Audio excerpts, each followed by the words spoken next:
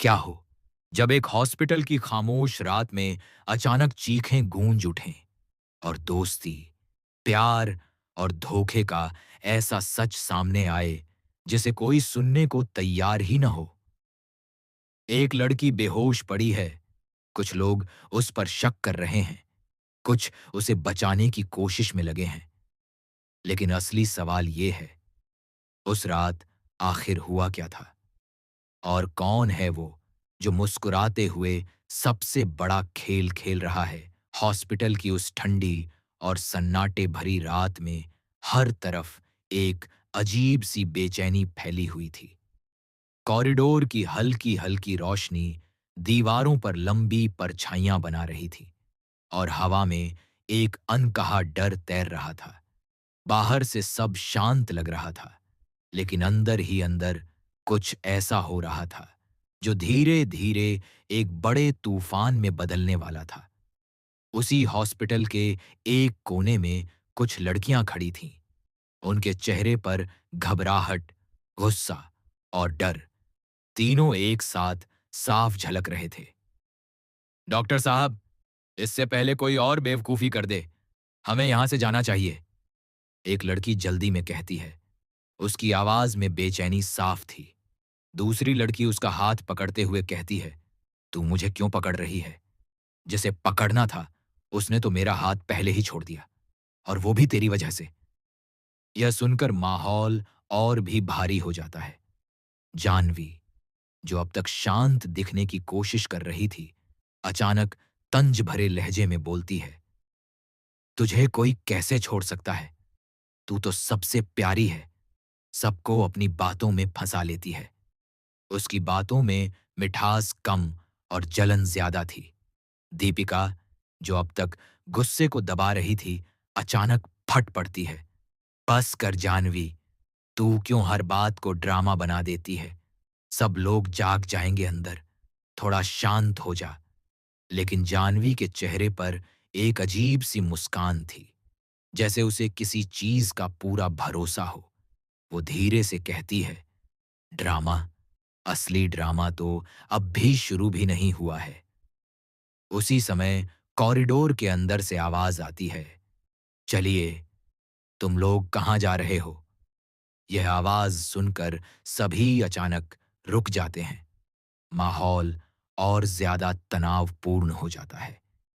एक लड़की, जिसका नाम चरा है, अंदर की तरफ देखते हुए कांपती हुई आवाज में बोलती है, मैं मैं जानती हूं अंदर क्या हो रहा है। पृथ्वी भैया को मिस कर रही हूं मैं। और तुम्हें लगता है कि ये सब हमारी गलती नहीं है? उसकी आंखों में आंसू थे, लेकिन आवाज में गुस्सा भी था। वह आगे कहती है, तुम्हें लगता है हमारा रिश्ता हमारी वजह से टूटा? नहीं, ये सब पहले से प्लान था। यह सुनकर सब हिल जाते हैं।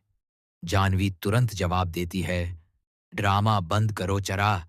जितनी भोली तुम दिखती हो, उतनी हो नहीं। उसकी आवाज में कटाक्ष था। तुम्हारा दिल बहुत ज्यादा खतरनाक है और तुम इसे छुपा रही हो। अब माहौल पूरी तरह बदल चुका था। दोस्ती की जगह शक ने ले ली थी। हर कोई एक दूसरे को शक की नजर से देखने लगा था। तभी अचानक एक और आवाज गूंजती है, अरे जानू, क्या हुआ मेरी जानू को? एक लड़का दौड़ते हुए आता है और बेहोश पड़ी एक लड़की को उठाने की कोशिश करता है। वह घबराकर चिल्लाता है, मेरी जानू, मेरी बच्ची को क्या हो गया? कोई कुछ तो करो। डॉक्टर भी तुरंत वहां पहुंचते हैं और स्थिति को संभालने की कोशिश करते हैं। एक नर्स तेजी से कहती है, इसे तुरंत स्ट्रेचर पर लाओ, होश नहीं है। लेकिन सबसे चौंकाने वाली बात तब सामने आती है जब कोई धीरे से बोलता है, उसने पूरी बोतल पी ली है।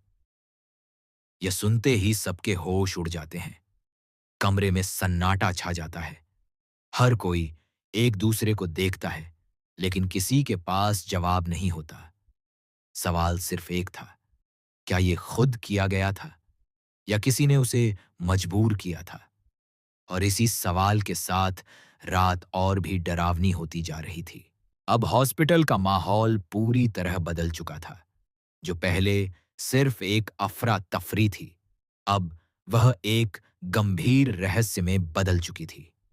हर किसी की नजरें उस बेहोश लड़की पर थीं, जो जिंदगी और मौत के बीच झूल रही थी। डॉक्टर लगातार उसे बचाने की कोशिश कर रहे थे, लेकिन बाहर खड़े लोग अपनी-अपनी दुनिया में उलझे हुए थे।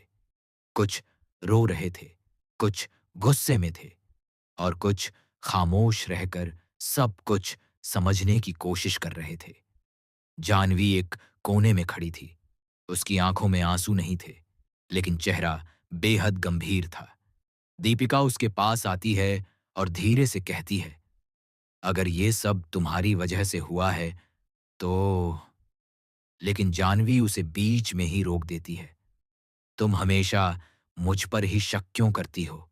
क्या तुम्हें सच में लगता है मैं ऐसा कर सकती हूं? उसकी आवाज में दर्द था, लेकिन उसके शब्दों में सच्चाई या झूठ, ये तय करना मुश्किल था। उधर चरा अब पूरी तरह टूट चुकी थी। वह बार बार एक ही बात दोहरा रही थी, ये सब हमारी गलती नहीं है, किसी ने हमें फंसाया है। लेकिन कोई उसकी बात पर ध्यान नहीं दे रहा था। हर कोई अपने अपने शक में उलझा हुआ था। तभी एक नर्स बाहर आती है और कहती है, पेशेंट की हालत अभी भी गंभीर है, ज्यादा देर तक होश नहीं आएगा तो खतरा बढ़ सकता है। यह सुनते ही वहां खड़े हर इंसान के चेहरे पर डर साफ दिखाई देने लगा। लड़का जो उसे जानू कह रहा था, दीवार से टिककर नीचे बैठ जाता है और रोते हुए बोलता है, मैंने उसे कभी अकेला नहीं छोड़ा, फिर ये कैसे हो गया? लेकिन असली ट्विस्ट तब आता है जब एक पुराना सच धीरे धीरे सामने आने लगता है। कोई फुसफुसाते हुए कहता है, शायद ये सिर्फ हादसा नहीं है, किसी ने इसे प्लान किया था। यह सुनते ही सभी चौंक जाते हैं। दीपिका अचानक जानवी की तरफ देखती है और पूछती है, तुम उस समय कहाँ थी जब वो अकेली थी? यह सवाल हवा में भारी हो जाता है। जानवी कुछ सेकंड खामोश रहती है, फिर धीमी आवाज में कहती है, अगर मैं सच बताऊं तो तुम मुझे ही दोषी ठहरा दोगे। यह सुनकर सब और ज्यादा उलझ जाते हैं। चरा जोर से बोलती है, यही तो बात है, सच हमेशा छुपाया जा रहा है। तभी हॉस्पिटल के दरवाजे खुलते हैं और डॉक्टर बाहर आते हैं। सबकी सांसें रुक जाती हैं। डॉक्टर गंभीर आवाज में कहते हैं, हमने उसे बचाने की कोशिश की है, लेकिन अभी भी वह खतरे से बाहर नहीं है। यह सुनते ही माहौल और भी भारी हो जाता है और उसी पल एक आखिरी खुलासा होता है। एक फोन रिकॉर्डिंग गलती से चल जाती है, जिसमें किसी की आवाज साफ सुनाई देती है, उसे थोड़ा और मजबूर करो, वो खुद सब खत्म कर देगी। यह सुनते ही सबके चेहरे का रंग उड़ जाता है। अब सवाल ये नहीं था कि क्या हुआ, सवाल ये था कि किसने किया। और कहानी वहीं खत्म नहीं होती, क्योंकि सच्चाई अब भी पूरी तरह सामने आनी बाकी थी।